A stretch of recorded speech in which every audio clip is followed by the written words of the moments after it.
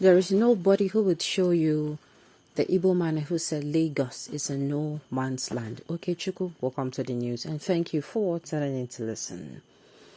The response to the tribal conflict that is gradually emanating among the Igbos and Yorubas in Lagos State, a famous Nollywood actor, model, and motivational speaker, Joseph Chidi Okechukwu, has recently faulted the development, saying the phrase Lagos is a no man's land was a psychological concept.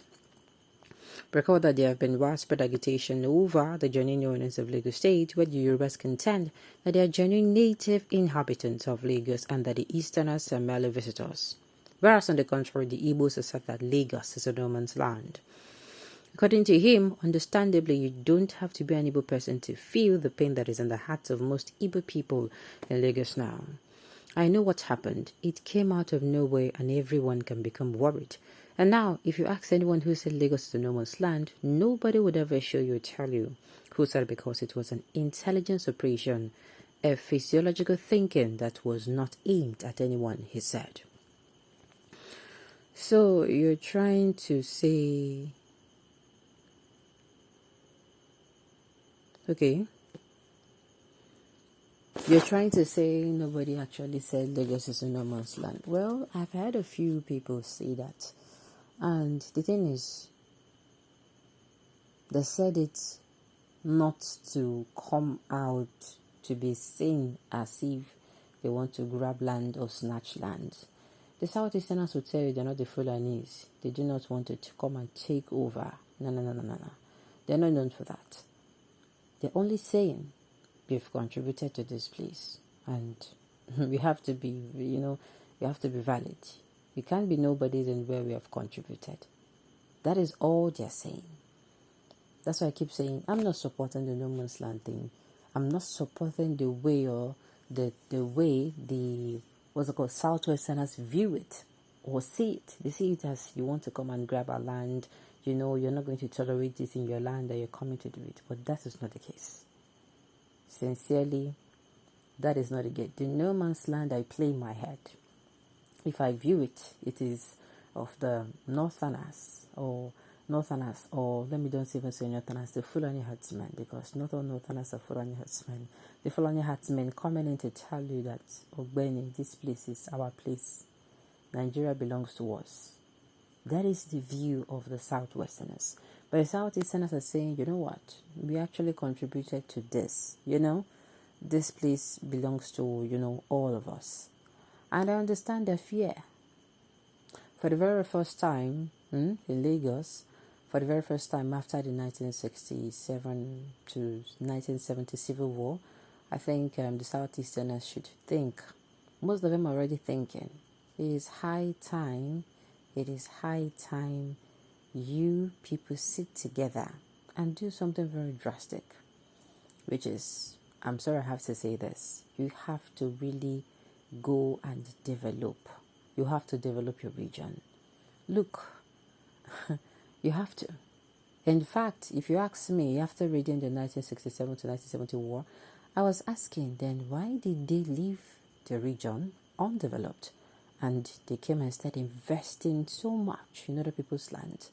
I feel that is a very good time. If this thing that is making them so uncomfortable will make them, snap back to reality and do the needful, which is develop themselves. I'm not saying you cannot do business outside your region or outside your home. I'm saying let it be secondary.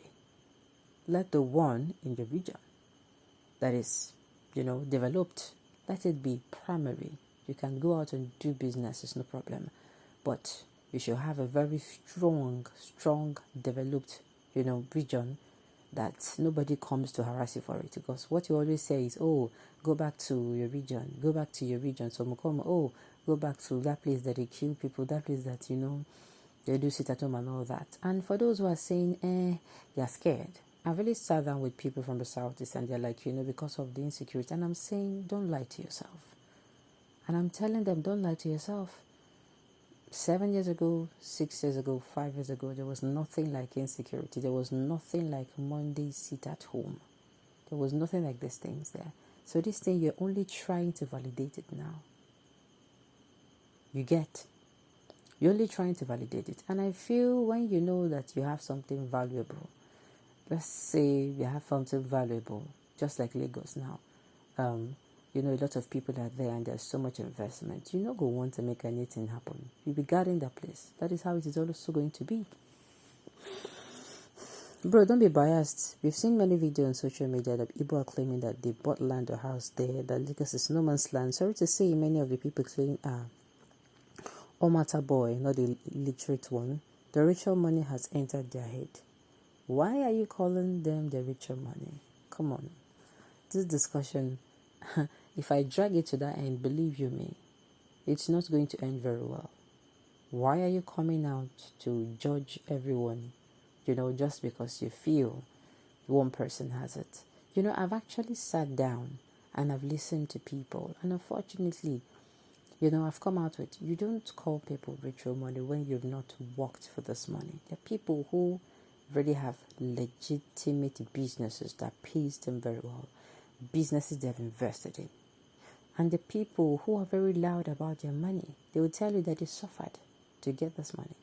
And so why are they not going to make noise about it? The people who are loud people, they will come and they will tell you, I make this money, I suffer. When I was suffering, everybody mocked me. Why am I not going to make noise now? The people who are like that. So because they are loud about their money does not make the money dirty or ill-gotten. This topic, if I enter we know we'll come out for here. History tells us that the first person that Lagos said is no man's land was Alhaji Lateef Jakinde. Go and verify. And this is actually correct. So they did not start it. But the thing is, and I'm sure Alhaji Lateef Jakinde said that because he has seen the investment of non-indigens of Lagos State, non-indigens, people who are not even Southwesterners, come in and invest heavily. Look around you. All the buildings around, there are people from Ijo, from Igbo, from, Hausa, Fulani, Yorubas. Do you understand? Now, that I'm sure that is what he saw.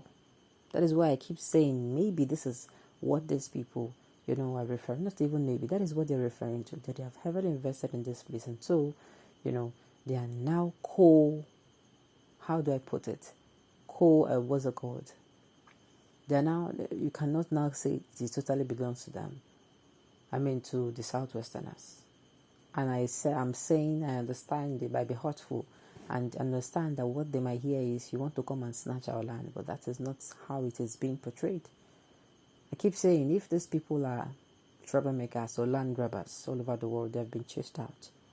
I kid you not, but there is virtually no place you go and you don't see non-indigents.